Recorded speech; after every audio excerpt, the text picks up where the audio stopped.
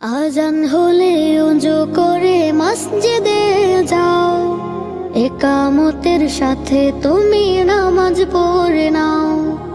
আজান হলে ওযু করে মসজিদে যাও, একামতের সাথে তুমি নামাজ পড়ে নাও।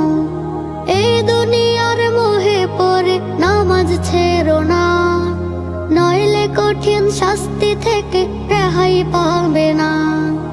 এই দুনিয়ার মোহে পড়ে নামাজ ছেড়ো না, নইলে কঠিন শাস্তি থেকে রেহাই পাবে না। থাকতে সময় নামাজ পড়ে পাপের ক্ষমা চাও,